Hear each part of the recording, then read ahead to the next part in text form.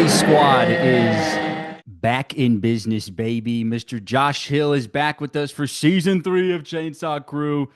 Thank you guys for coming back to your favorite Beaver fan podcast. Hopefully, we like to keep it real for y'all, including this season. It's been a weird, rocky time for Beaver football, including last season into this season. A lot of changes, a lot of transitions.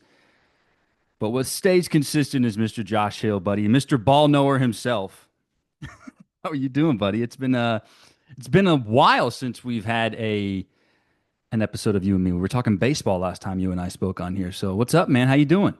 Was it post baseball, pre college World Series? What was it? It was yeah, we were talking about the Super Regional, Okay. and yeah, we did our predictions for that series, and then we kind of touched on a little football stuff, and then if you guys listen to my fall camp notes and me just blabbering, I appreciate you guys so much. I know it can be hard to listen to one guy for about 30 minutes, but I appreciate you guys for sticking around for that. If you haven't done so yet, please give us 5 stars if you like the podcast, either on Apple Podcasts, Spotify, Amazon. If you're watching on YouTube, we appreciate you guys so much. I'm going to try to maybe put some more effort onto the YouTube stuff because so far it's just been me and Josh, just our talking heads over here, a bunch of armchair quarterbacks. But maybe we can add a little bit more flair and make it more fun for you guys. But this broadcast is brought to you by Hannah Grace Family, a nonprofit located here in the Pacific Northwest in Oregon City, Oregon, a local organization that serves foster children and children facing instability through a free music program, visitations, support, and more. Be on the lookout for more info about their upcoming annual fall fundraiser banquet on October 11th at hannahgrace.org. That is HANNAHGRACE.org. So, Josh, the folks got to hear a lot of my rambling last time. They'll get to hear more of your rambling this time, which is great. And if you haven't done so all yet as well, please follow us on our new Twitter page and TikTok page at Chainsaw Crew. We're going to be posting a lot more to there. Hopefully, get some good content for you guys and spread it out there. Anything Beaver propaganda is positive. We're going to try to do our best to spread the positive word in our takes. But Josh, man, how are you doing? How are you feeling about this upcoming football season for Oregon State? We made it. We finally made it. The grind is over. Oregon State football's back. And we're what, 10-ish days away, 14, 13, 12, 11. I don't know. I hit a number in there somewhere. But here we are. We got a big season, what feels like a big season ahead of us, right? Coming off season where it felt like we're missing a lot of things offensively and defensively and just all around, right? I think there's lots of questions to be answered this year. Hopefully, we get those answers.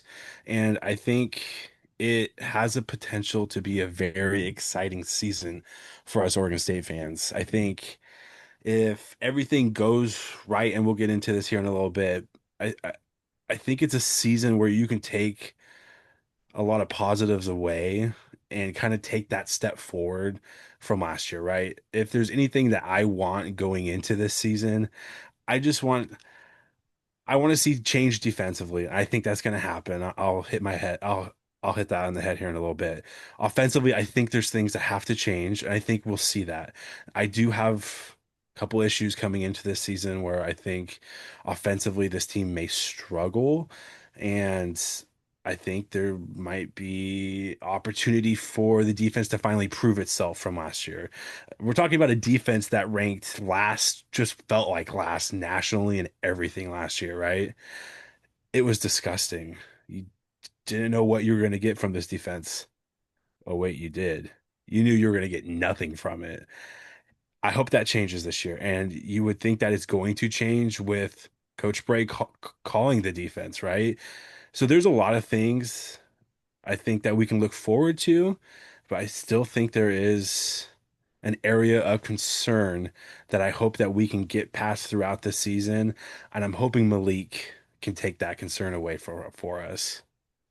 Having a quality quarterback can fix a lot of things in an instance in college football. If you have a quality top tier quarterback, a lot of your tiny problems just kind of go away. And we can hope that Malik Murphy can serve that for this Oregon State football team because obviously last year, and I mentioned it last episode, the quarterback play last year was just not any good for most of the season, and it struggled mightily. And you could tell in Ryan Gunderson's play calling that he just didn't trust him. He couldn't really put any type of fun wrinkles in with the passing game. It was pretty much just let's try to throw it to Trent Walker and Darius Clemens as much as we possibly can. Now, with that name I just mentioned, Darius Clemens, there is a lot of rumbling from fall camp that his season is over due to a lower leg injury. At first, they thought maybe it was a knee. Then they saw him in a scooter and a boot during the last scrimmage, which would indicate potentially an Achilles injury. But I am not a doctor. I am just reporting on what I've heard, and it sounds like an Achilles injury, which is just a massive bummer for Darius because he was slated to have a massive year for us as a wide receiver too, potentially getting a lot of good reps and maybe even being a solid main contributor and wide receiver one targets if he was, consistent enough behind Trent Walker. But that's ball, man. Injuries happen. We saw it last year a ton, which is unfortunate, and we just hope it isn't a trend in the wrong direction again with this season with injuries. But next man up. This has been Oregon State football for a while now. It's next man up. Who's it going to be? Is it going to be Eddie Freoff? I've heard wonderful things about Eddie Freoff so far, and he seems like a great kid. Everyone chanting Eddie after practices and after scrimmages. It's great to see. He's 6'3", big body. He he likes to he likes to be a big body down in the red zone too. He likes to get up high point balls, catch some tough balls in the corner of the end zone. That could be a nice factor for us to have two taller receivers in Trent Walker and Eddie Freoff would be huge. There's also David Wells, who I mentioned in the last podcast. Hopefully he can step up, as Josh said a little bit. Jimmy Valson, his availability. How healthy is Jimmy going to be coming off a tough knee injury? Taz Reddick's in the slot. Zach Card currently dealing with a hamstring strain. More of the injury bug thing. How are the Beavers going to overcome this stuff? Because losing a wide receiver to this early in the season stinks, obviously, because it, like Darius Clemens said, like the potential for this offense was just it could be real special. But now without him, it feels like other guys are going to really need to step up here, and guys who maybe haven't had a ton of experience playing on the field in real games, real reps, not just practice, not just scrimmage. That's Eddie Freoff. So we'll see, man. It's a heartbreaker to see that we're probably going to not have a main contributor for the whole season, but got to go. It's week one is almost here. We're in week 0 currently. Iowa State and Kansas State are going to kick us off, and then boom, we're into it. So I don't know, man. Josh?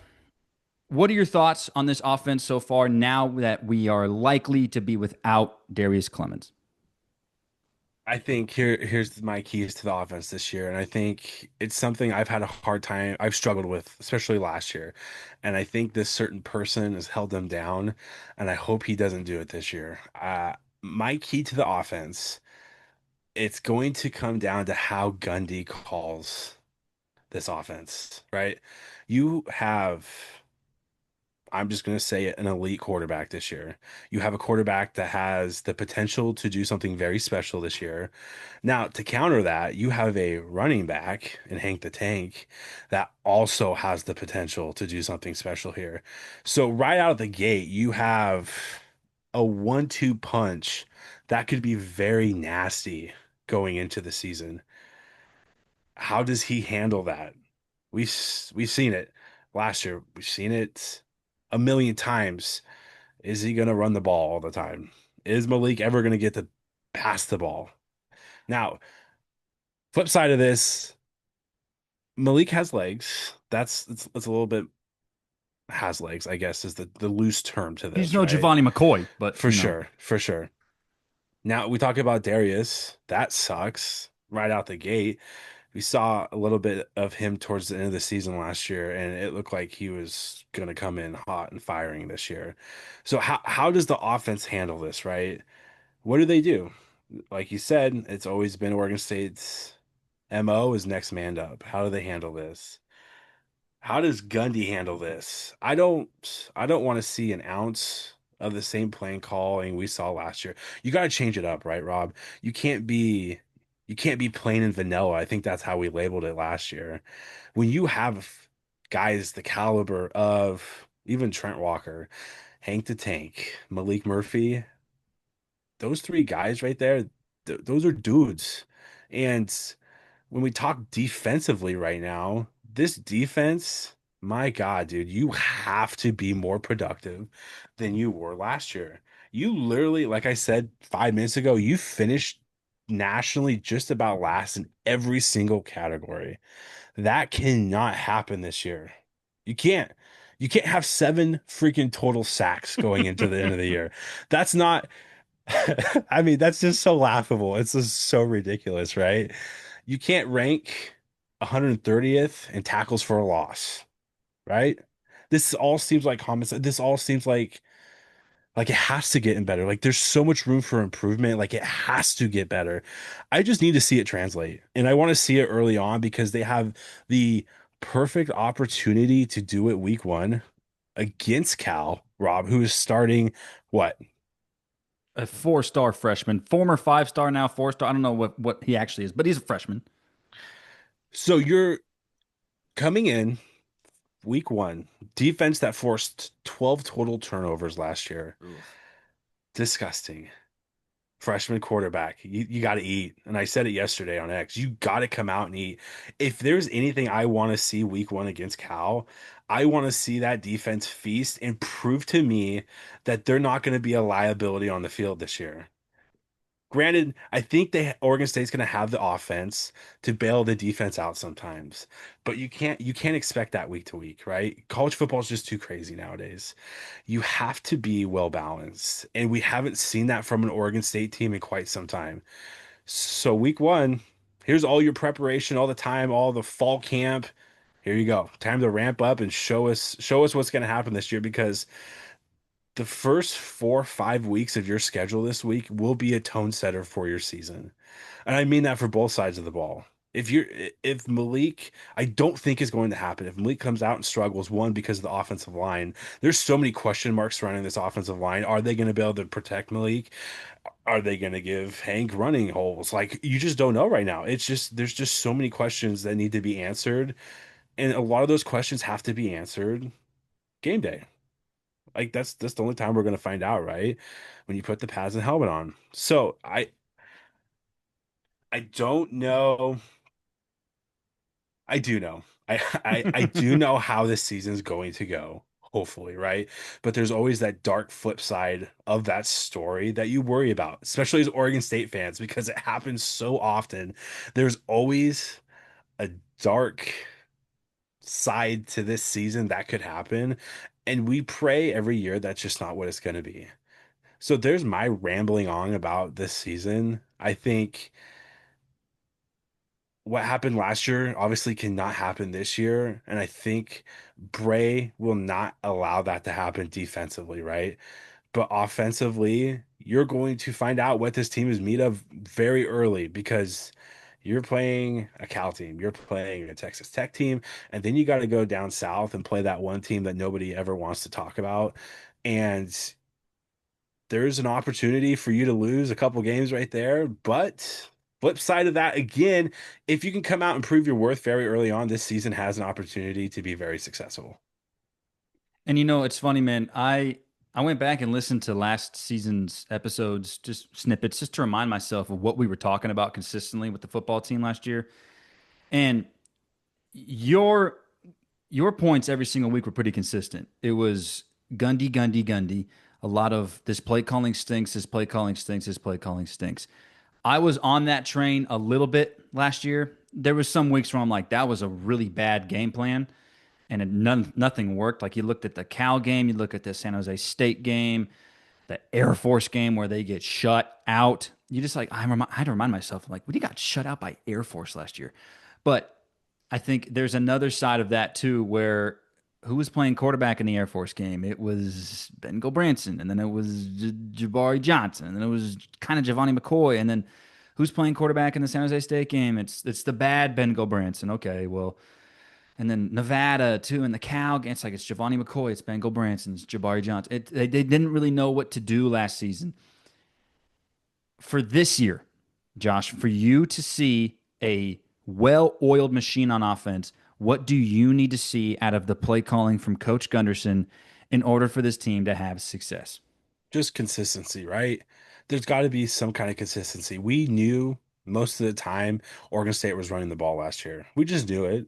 But again, like you talk about right there, is there a trust issue with who you have playing quarterback? Is there an issue that We don't trust the guy throwing the ball to make the play. And you can't have that. You can't have that in college football. You can't have that at any level, right?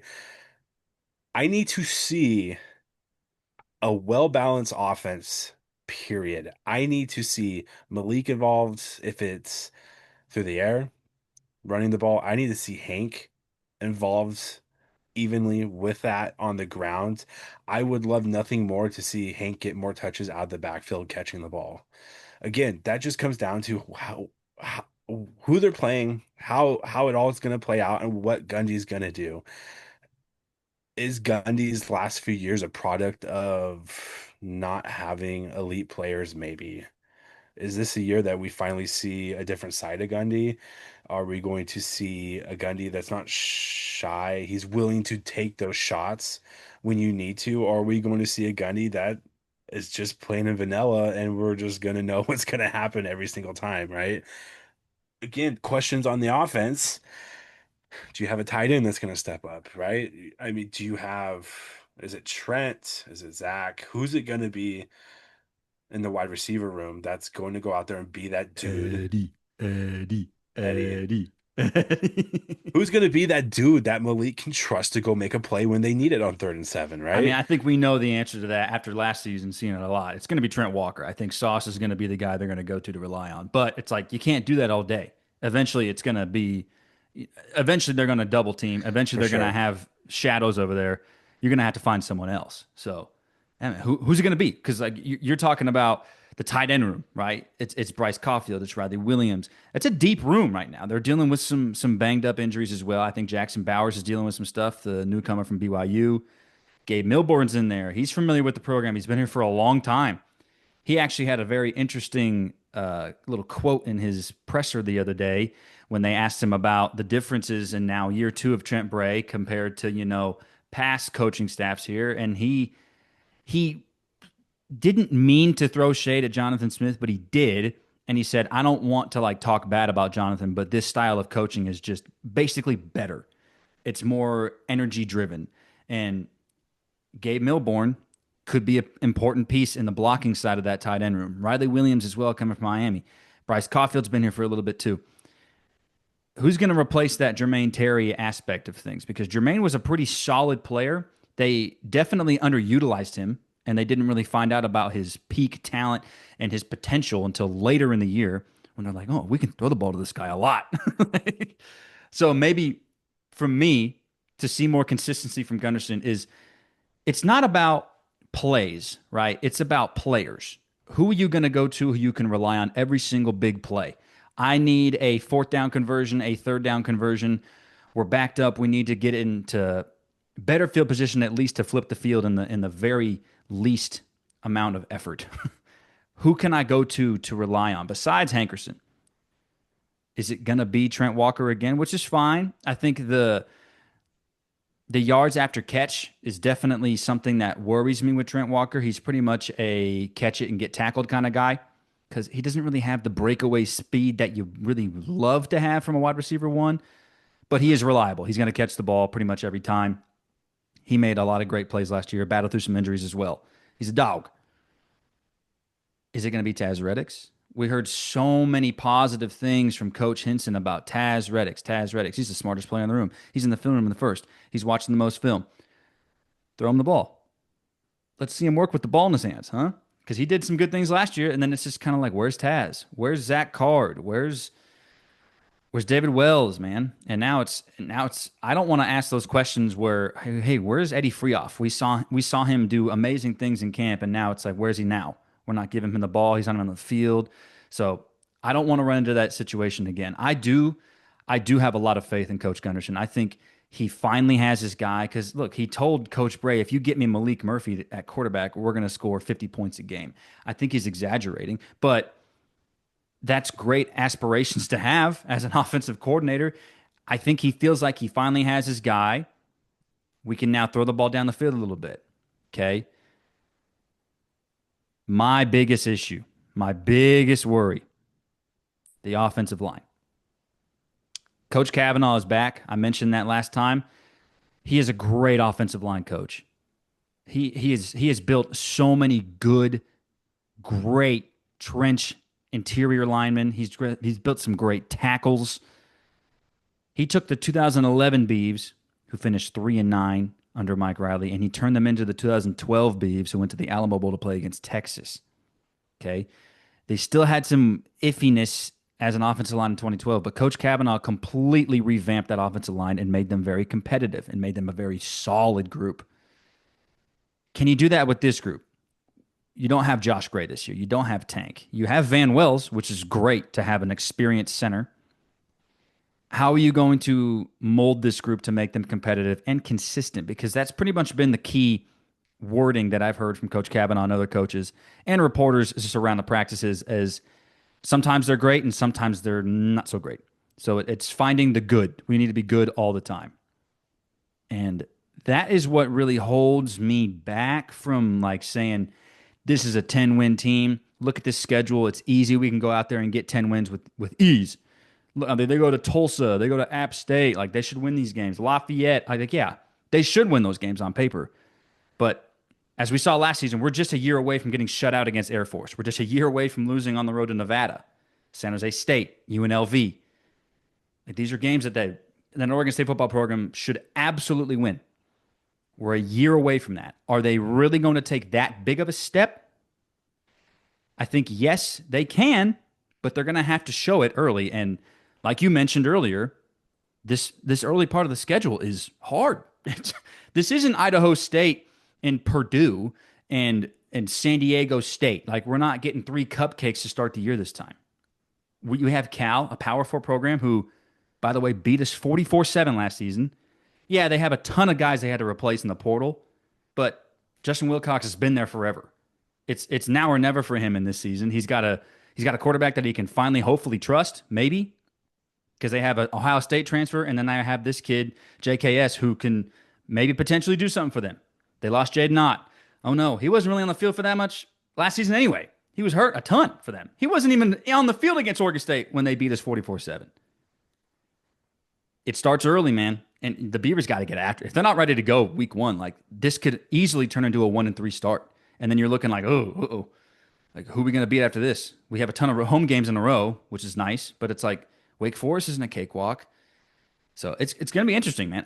It's the first week is a huge telltale. It's going to tell you a lot about this team and if they're ready to go, because these first 4 games, and we're kind of just skipping over Fresno State, who is always a gritty and tough opponent to play against. They have gone on the road to Illinois and Purdue, and they've won those games to start their season. They've always started off their season with a tough game, and they play you hard.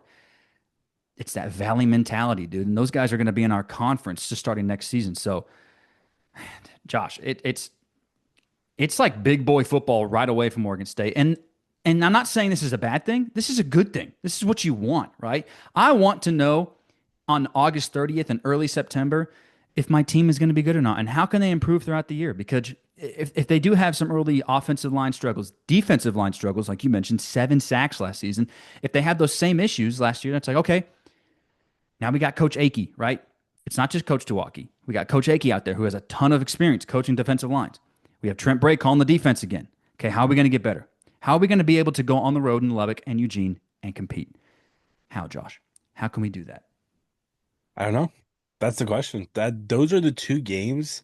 I think that if you want to play big boy football, it's time to put up and shut up. How do you come out and compete in those games? Oregon's no joke. We all know what happens when you go to Eugene, especially when you're wearing a Beaver uniform most of the time, right? Lubbock, you got boys canceling practice early because they can't handle the 95-degree Dude, heat. yeah, Like, we kind of skipped over that note. Like, we're canceling practice in Oregon early because of heat. Do you think these boys in Lubbock, Austin, College Station, El Paso, San Marcos, you think they're calling practice early because it's 104 and feels like 110? That no. that got it. I was like, oh no, are we soft? Are we a soft? We have an indoor practice facility. Hey boys, go inside. Like, It's too hot, Rob. The AC's not pumping oh, pumping good enough. we're going to Lubbock in September, boys. But yeah, again, what do you do against Cal? And we're in all reality, this should be a revenge game for Oregon State, right? You, 100%. you think about what they've added the pieces offensively with Malik, that it feels like we should do what they did to us last year, right?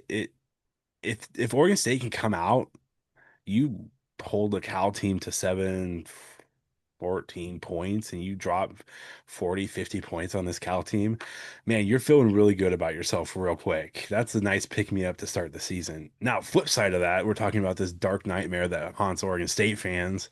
If you come out and you struggle against this Cal team, that's when you start asking questions. Is this Oregon State going to be able to handle this season? You're playing Wazoo twice. Granted, who knows what's going on with Wazoo right now? You have For to go to real. Pullman. That seems like a guaranteed loss right now.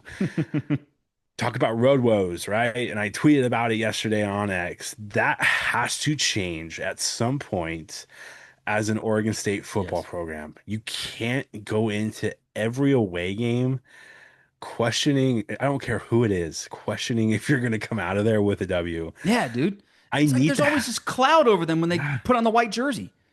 I need to have confidence that you're going to go down and beat App State. I need to have confidence that you have a shot to go down and win in Pullman. I need to have confidence that you can go win at Tulsa, right?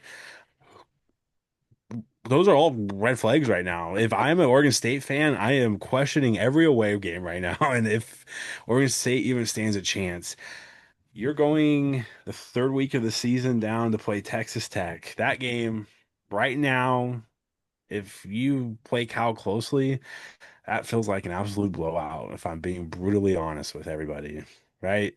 Then you have a nice pick me up game against Oregon, where if you Dude, lose, yeah. get murdered by Texas Tech. This season seems like it's over, and you're 4 games into the season. I don't want to feel that way. I want to be excited for Oregon State football again. Gosh dang it, Rob. I don't I don't want to sit here and have another miserable season talking about our beeves. I don't want to put pressure on Malik Murphy to come in and be our almighty savior, but I it feels like that's what I'm doing. It's up to Malik how this season goes. And if it goes south, I'm gonna blame Gundy, but I might have to blame Malik just in case. No, I Okay. mean, hey, Malik's a god for coming over here to Corvallis. He's a Even, dude. I mean, this is the kind of quarterback we have been waiting for. I mean, I'm more excited about Malik than I was about DJ. Because when DJ announced he was coming to Oregon State, it was like, okay, like we know what he can do, but we also know what he cannot do and the things that he struggles with. With Malik, he's only played one full season of football at Duke. And oh, what did he do? He set the single Shattered season record for records. touchdown passes at Shattered Duke. him. And Daniel Jones played there. And he's now the starting quarterback over Anthony Richardson for the Indianapolis Colts.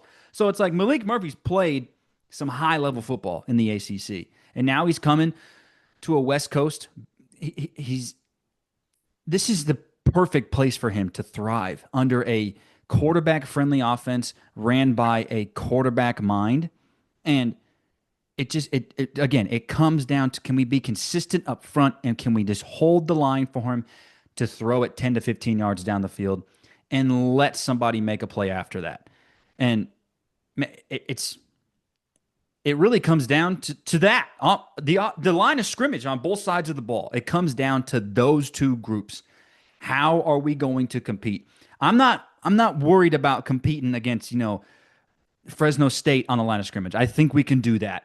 I think we can compete against Wake Forest and Houston on the line of scrimmage. It's Texas Tech, it's Oregon. How are you going to look at yourself in the mirror and go up against these guys? Texas Tech, who just spent a oil load of money to get a bunch of new players who they just lost a running back. He tore his ACL. He's out for the year. How are you going to look yourself in the mirror and be like, we can compete against Texas Tech. We can compete against Oregon on the road? That's the next step. We have to turn this page, man. We have to turn this page on road game, ranked opponent. When's the last time, Josh? Do you know the last time they won a road game against a ranked opponent? I couldn't tell you. Was I 2012, born? Oh, I was born. Okay. UCLA. Like it was the first game of UCLA's season. It was after we had already wait. It might have been the first game of our season because we had to play Nickel State that year and it got moved because of the hurricane. So I think it was our first game of the year and it was week 2, And we go down to UCLA and win. That's the last time, dude. And hey, what's the last time we went on the road in Pullman and won? Do you know? Was I born yet? Yes, 2013. Brandon Oh, Cooks was catching passes for the Oregon State Beavers. 2013 and 2012 for those two things. And you know what it is? It's a road game. They put on the white jerseys. That's literally been it. And under Anderson, obviously they were not very competitive on the road. Under Smith, they would win games against the bad teams on the road, which is fine. That's like the bare minimum, right? When they went on the road to Arizona State when Ben Branson was starting for him and Brock Osweiler was calling the game on ESPN, and they rolled through Arizona State because they were bad, dude. And then you see DJU team, they go to Arizona, a pretty competitive Arizona squad, lose a game. That stuff fake needs field to goal. fake, run the fake.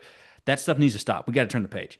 And if you want to be a relevant and big time program in college football, you need to win on the road. And if you want to shock the world, you want to make a statement and be, hey, Oregon State's not dead. The Pac 12's coming up next season. Look at us. We just got a big win. It would be in Lubbock. It's got to be in Lubbock. No one really expects us right now to go down to Eugene and win that game. But there are some inklings that their quarterback room is a little bit shaky down in Eugene. They haven't even named a starter technically yet. It was supposed to be Dante Moore, but apparently he's in a battle. So is Oregon State going to have the better quarterback in the Civil War for the first time since 2006, 2007? I don't know. We're about to find out. And this is this season, it's about finding your identity, like I mentioned last episode. It's about getting to who we are supposed to be for next season for our actual conference games. But this season is about making some statements too. It's about letting the people know that hey, Oregon State's not dead. We went 5-7 last year after a makeshift roster, a makeshift coaching staff. And look, in our postseason rundown after the year last season, one of my main points was Trent Bray needs to look himself in the mirror and say, is this coaching staff right? And you know what? He did everything that I wanted him to do in the offseason. He brings in experience. Rob Akey, Danny Langsdorf is back. He takes over the defense again. He brings in Coach Kavanaugh. And now he has a tight end coach in Will Heck, who is a 30 before 30, top 30 football coach. You have a good, young, and experienced staff now. Now you have a bunch of guys who have been around football forever. This can only mean good things. It can only mean good things. And especially a guy like I mentioned him last time, and I love this dude just because of the way he speaks. He was in the very beginning of that Nico Taylor mic'd up that they put on Instagram and TikTok and all that stuff. He's like, hey, we're gonna go out and they got wank time to play right now. It's Rob Akey, dude. Like if anybody can like corral a room and get people fired up and get boys fired up to play football, it's Rob Akey. And I love his addition. I love the coach Kavanaugh. Hey, do me a favor. He's the best, dude. This coaching staff now has a ton of personality, has a ton of just so many years in football. It can only mean good things. It can only mean good things. Will it? Will this defense, with a new addition of a good defensive line coach, and now your head coach is taking back over the defense? Do we see that tenacity again? Because last year it was just kind of sit on our heels a little bit. Coach Hayward liked, give you different looks and different shells. We'll send you a safety blitz every now and then. I felt like when Bray took over, it was, hey, balls to the wall, let's get after him, boys. Like let's make this quarterback make quick, bad decisions. Do you think that this inside linebacking room and Dexter Foster and Rajon Davis and the guys up front like Thomas Collins, Nico Taylor, do you think they have enough in them to turn that tide from last season to make this squad a lot more competitive up front on defense? For sure, for sure. And the key is Coach Bray taking over the play calling, right? We like you listed off Thomas Collins, Nico Taylor, Kobe Singleton, these guys, experienced vets, right? These will be the difference makers on the defense. And all I need to see is just the most minute improvement, Rob. If we get 8 sacks this year, I might cry. We need more than that. let's get like 15 at least. I need double-digit sacks. I need tackles for losses. I just want to see a quarterback be scared to play against this defense, right? We haven't seen that. Quarterbacks come in to Corvallis, whoever they're playing, and they're licking their chops knowing that they are going to shred this defense, and there ain't going to be a single person on that field stopping them, right? It has to change. It has to. There are so many tests early on this season for it not to have to change and change very quickly. This season, it feels like a season that you and I may look back on. And when we look back at listening to this episode, I'm feeling okay about this season. I feel I feel like we're at a point offensively and hopefully defensively where we will be confident going throughout the season. We can look at some games on the road and be like, these are winnable games. We're not going to throw question marks at these games. I'm hoping we get to a point this season where we can actually pick this team to win on the road, right? I think this team will win on the road this year. I just have to be proven that. And I think you and the rest of Beaver Nation have to see that too. If this team goes down and beats Texas Tech, you feel like that maybe the gears actually switched, right? Maybe this team can go down and win big games on the road. Now, will that translate to these lesser opponents? You'd freaking hope so. Yeah. But everything Oregon State football is giving you in the past tells you it's not, right? Tulsa, App State, like I just said, those games are question marks. You just don't know. Until I get proven differently, I just don't know. And I think with the experience that this Oregon State team has, hopefully defensively, we will see the difference that we need to see for this season. Because right now it feels like this season is going to be dictated by the defense. I agree. And it to me it dictates again, line of scrimmage, line of scrimmage, line of scrimmage. Can we be physical enough up front to be a much better run defense this year? And can we be physical up front enough to protect our passer enough? Because remember that UNLV game last year? Giovanni McCoy is a runner, and he had a horrible time having any time in the pocket to throw the ball.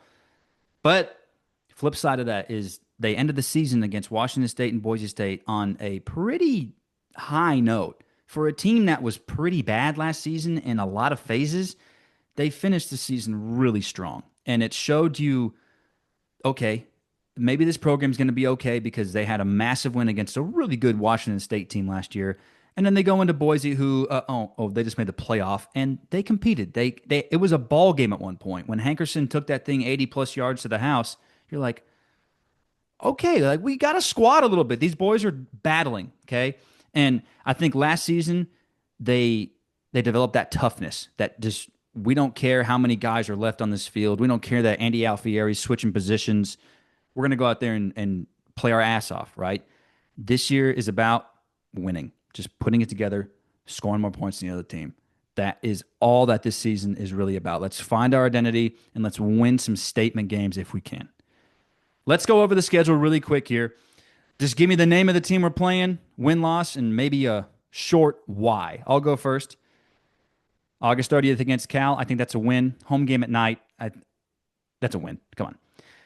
September 6th against Fresno State. 12:30 kick. 2:30 for me on the CW. Win. Fresno State's got a lot of question marks. I think the Beavers can handle them.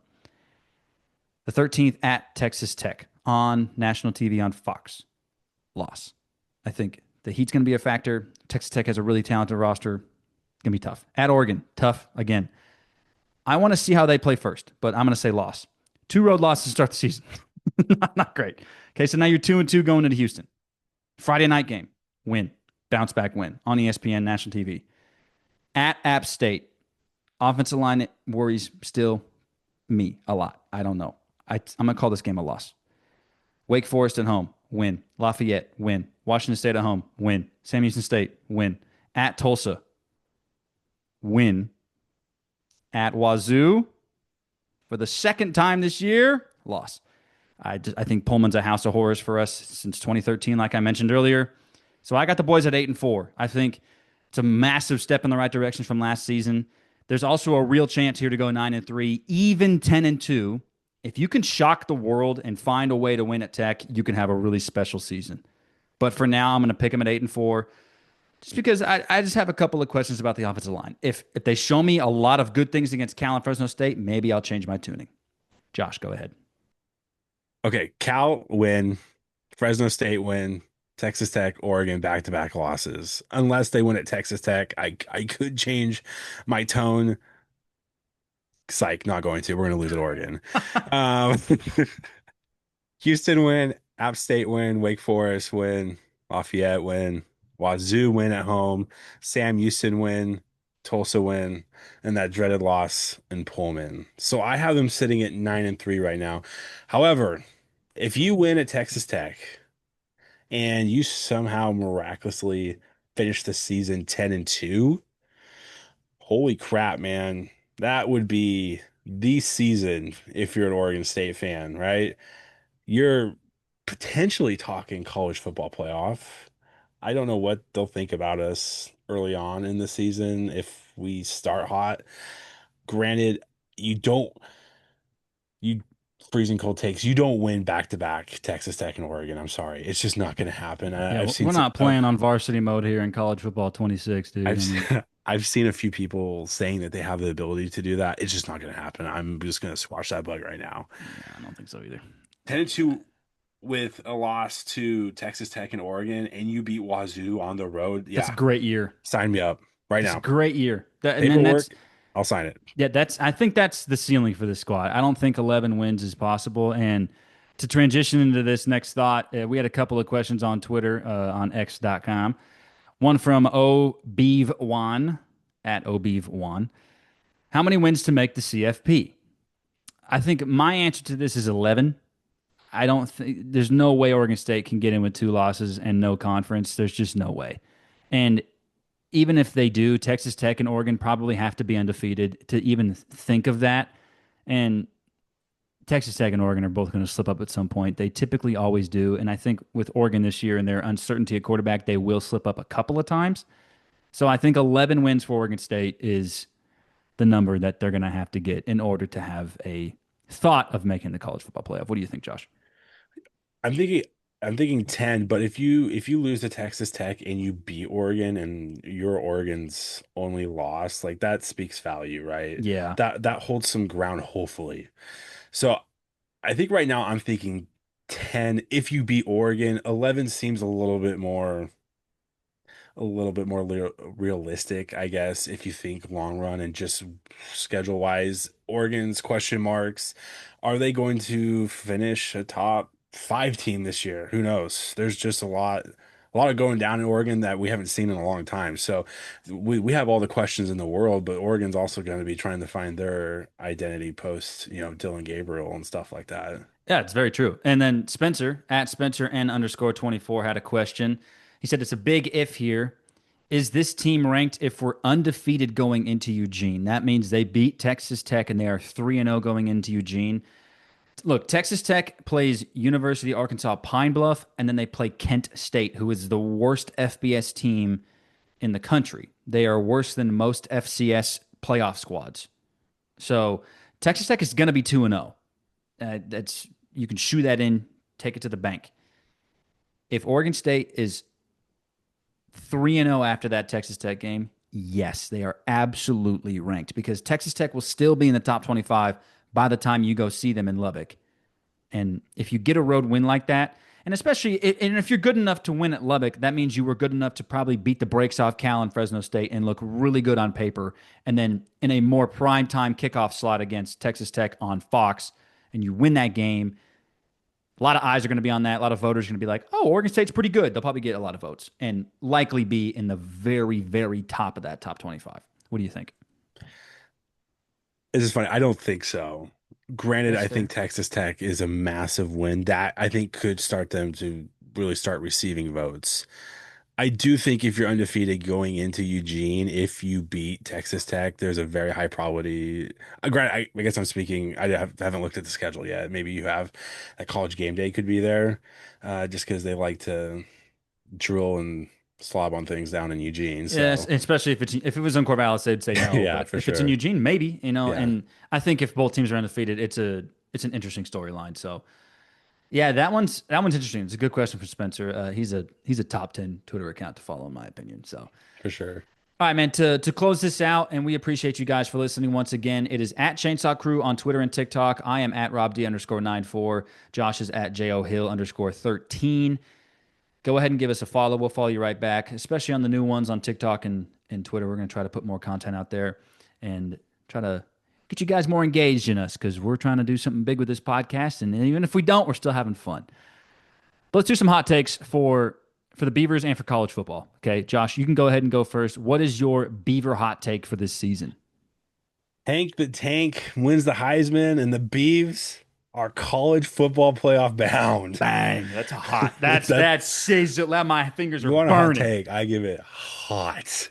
Yeah, that is hot. That is very hot. And then that'd be insane if Anthony Hankerson could even sniff a Heisman. No, for sure. That's I mean, how crazy. I mean, it's not gonna happen, right? But how crazy. Dude is he's a tank. He has He's got to dude hang on to the can ball a little bit more this season. dude But yeah, can he run, is. but yeah, stick him on the gloves for the Yeah, love of he's got to hang Jesus. on to the ball a little bit more this year because if he's going to be the guy, no more fumbles, no more drops, brother. We got to have you being stiff as a dog. For sure. Rob, what do you got for us? For the Beavs, man, if they win on the road at Texas Tech, they'll be playing for a playoff spot in Pullman at the end of the season. And I don't like those odds. I don't like that. I know. Could you imagine if we're 10-1 heading into Pullman, haven't won in this place since 2013. It's cold. It's post Thanksgiving November, dude. It's going to be tough. And Washington State, we have pretty much no idea about them this season. They could be decent, but they're also overturning a lot of players, new coaching staff. So If that happens, are we going? that's, dude. And all Wazoo wants to do is win that game, obviously. No, that's all. That's their playoff game, most likely And this it's going to season. be their senior night. But also, it's like, does us not having a conference championship game, is that going to kill us in the end? Is that going to make the committee just be like, doesn't matter what you did, we're just not going to let you in? So, For sure. yeah, that's going to be the tough one. But I think, dude, if they can win at Tech, man, they can do a lot of special things. They can. And it really comes down to that game. There's a part of me that wants to win that game at Texas Tech more than I want to beat the Ducks, which is crazy to say because I think beating Texas Tech is something that nobody really thinks about Oregon State would ever do that. Go to Texas and win. In our history, we have gone to Eugene and won against good Duck teams. And it hasn't happened since, unfortunately, since 2007.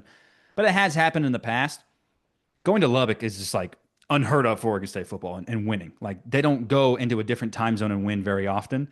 So that would be pretty crazy to me. All right, now give me your college football hot take. Okay. College football hot take. Oregon suffers a huge loss at home early, and they do not recover from this. Okay, who's that early season loss? Is it an OSU team? Because they play Oklahoma State too. It is an OSU team, Rob, and I want you to pretend that you don't know what OSU team that is, and we'll take either one, right? Well, I mean, I'd rather it to be the one OSU on the W. West Coast. Yeah, yeah. What does Mike Gundy need to do with a win in No, Eugene? screw Mike Gundy. Yeah, Beavs, baby. That would be crazy, right? It would be. It would be. Is I have to get going, so I'm trying to cut this short. I'm sorry. You're good. I don't want to do this, but you just said that you'd rather beat Texas Tech than Oregon. That's wild stuff, dude. That's wild. Now Oregon runs deep in my family, so that I, I I can't say that right now because I'm tired of being belittled from my father and my brother and the rest of my family every single year. I need something to clap back at, right? In a Fair. perfect world, okay, hear me out real quick, and then we can say our goodbyes and do whatever. In a perfect world, assuming we beat Cal, right? Beat Fresno State, two games that you feel like Oregon State for sure is going to win right now. You go down to Texas Tech, you beat Texas Tech, okay? You potentially have a Oregon team that hasn't found their identity yet. They're looking to beat older brother, little brother, whatever you want to We call saw that last us. year. Oh, this Duck team is a little bit shaky, and then they came to Yeah, Corvallis and and just god dang, they find their identity in Corvegas. Holy smokes. You, let's just say you started the season 4-0, okay? that's Not going to happen. pipe dreams. I'm saying you start the season 4-0. Are we talking about one of the greatest Oregon State teams we may ever see? I think the bummer of this of that is if they do have an incredible season, it's like, what bowl game Do do they they go to? finish Like, 4-8? No, they're at, look. I took the over for 6.5 wins on the year. Great call. Great They're call. at least winning. They have 7 home games, and they're all winnable home games. And then they have 5 road games. 3 of those road games are also very winnable. I like my odds there. So no, they're not a losing record team this year, unless you know what hits the fan like 45 different times. For sure. And we have to have like, Tristan Tia step in and start playing quarterback right away. It's just like how many guys got hurt. So, which by the way, I love Tristan so far. His camp Dude's a tape looks stud. sick, dude. He looks awesome. I'm excited about him. But yeah, I mean, there's no way this team's a losing team this year. Stamp it, bank it. They're not. They're not. They're going to be a winning team. They're at very least going to a bowl game. All right. What's your college football hot take for the season? Bill Belichick at North Carolina does not last long. And this is a kind of a cold take, not going to lie. Texas wins the national championship this year. Snooze. I don't even know how to respond to either one of those. To be honest, Okay. Bill Belichick leaving early. What are you talking about? Yeah, I think he does not. I don't think he's going to like it. I think he's going to hate coaching in college. I think he's going to hate the offseason that's coming up for him. I don't think he sticks around for more than this season, honestly. I think his wife, girlfriend, whatever she is gonna hate all these young girl eyes on him. I think he's gone. Yeah, It's not well, gonna last, bro. yeah, we'll see about that. One thing that Bill Belichick did at North Carolina, though, that I do want to touch on before you get out of here, is he brought in an all grass field into North Carolina. Can the Beavers get an all grass field? No, I'm a little we don't tired of want the that. turf, No, man. we don't want that. We want orange turf, is what we want, Rob. No, okay, well, paint the grass orange. No. Can we get Can we get real grass, dude? I was taking a walk here in West Austin, and there is a high school called Regents. It's a Christian school. They have an all grass football field, really, really small stadium. But dude, the grass is pristine. And I'm like, it is middle of August here in Texas. It is hot. Like grass is dying everywhere. Every single house in this neighborhood, dead grass, dead grass. And you look at a football field, green. And I'm like, dude, grass just looks so much better. Can we put that in Research Stadium and make it a grass field? Oh, it rains too much. Good. That's an advantage. That's an advantage for Oregon State. Slow down some opponents. Grow the grass a little bit taller, like Notre Dame used to do against USC and Reggie Bush. I just love grass, and it's also safer for the players and their feet and their knees. It's just better for them. We have the money to put in grass. Like, come on, let's do it, boys. Let's put in a grass field. You work on that, and I'll work on my convincing my son that he's not a Duck fan. Ah, do you want to talk about that? I don't. I have parental issues going on here, folks. So if you got any parenting advice, I need it Yeah. desperately. So, Like, young friend of the podcast, he was on the podcast for about 5 minutes last year, this is what I predicting get for giving him five Boise minutes of State. glory on this He said podcast. Oregon State was going to win against Boise State, and he said they're going to hold Ashton Gentry to like what, like 27 yards or 30 something? yards. 30 yards. Yeah, yeah, yeah. They did a great job of that. He's playing for my Raiders now, though. Josh's son Jacoby likes the Ducks and the Beers. That's not possible, right? You can't do that. I'm trying to fathom a world where that's You possible. can't do that. Because I have some aunt and uncles that tell me that they root for the Beavers when they don't play the Ducks. I'm sorry, that's not how it works. I hope Oregon throws an L up every single week, Same. right? Now, Jacoby thinks the Ducks have cool uniforms. Now, That's such a kid take. listen, that is That's an such a boy under take. 12 response to this problem, right? That is just unreal. I'm working on it. I'm trying to fix the problems I have in my house. I just don't know if I can do it. And this all started because my beautiful wife wanted to get him a duck jersey on Facebook Marketplace because she thought it was cool. Whitney. And yeah, it was awful. Just about as awful as Rob needing grass and research. So Hey, that's a good those take. those two things go just hand in hand right there. But I'm working on it. I'm sorry. I've let so many people down. Well, you know what you need, man? You know what you need? It's do I really need? out of your control. You need a good season at Oregon State here. No, he's not gonna care, man. You don't like the iced out white uniforms. Well, speaking of uniforms, can we never wear the gray jerseys No. ever again? Please don't. Those are horrible. Throw them in the garbage. They're Get rid of terrible. them. Why do we ever bring our basketball team has done it. They're ugly. The gray is ugly. Get it out of here. Bye. See ya. Bye. Yep. Throw it away. Okay. All right, man. We're gonna end it right there. What a great first episode to get this season started off. Crazy. It's The boys are just crazy. getting warmed up, man. We're here. It's back, man. Football is back. Week 0 is upon us. You want to go ahead and reveal who our Cal Prep guest will be? You can't. Rob doesn't want me to tease anything right now because right now what we have lined up, and it's not poetry in motion. It is the most fluent thing I've ever seen in any season of the Chainsaw Crew podcast. Right now we have guests lined up through the yin yang. It feels like, but As of right now, yes. we have some dudes. Like we're We have some talking. great names coming up, not going to lie. One of them is on my Mount Rushmore next to Mike Parker. Okay. And it's pretty wild to think that any play-by-play or any person would want to come on this podcast. But man, we are doing the dang thing, Rob. Who are we starting out next week when we talk about Cal coming to Reeser and Oregon State getting a revenge win against them? Friend of the program, back again. Play-by-play voice for the Cal Bears, Mr. Justin Allegri is coming back on Chainsaw Crew to get us ready for Cal and get us to know these new names. How do you pronounce your quarterback's name? We're going to get all that good information out of him next week. And he was an absolute stud last time he came on. He also hooked me up with some free tickets when I was in Berkeley a couple years Legend. ago when Absolute legend. DJU and Aiden Childs were slinging around the yard for us. And he's a great guy, man. Cal is in great hands with him. They have always had great announcing, and Justin is he's another one for him. So we're super excited to have him back to talk about this week 1 matchup in Corvallis, and we're going to get more thoughts on his ACC stuff as he's been through now a couple of seasons of a lot of travel for them. So going to see how he's doing, going to see how the Cal Bears shape up, and to see if we like our chances even more against Cal in Research Stadium on Saturday night. Anything you want to top out in this week 0 podcast, brother? Go Beavs. I'll leave you with this. I don't know if you're going to say anything, but I'm dropping my mic afterwards. Beavs are going 11-1 by. I just do want to really quickly say Ben Gulbranson is starting for Stanford against Hawaii this weekend. If you want to tune into that one, Dr. Goal. they're Branson. underdogs at Hawaii, That's not good. brother. That's not good. Underdog. That's a rough start to the season. All right, baby, go Bees. 2 claps. Ready, ready. See y'all.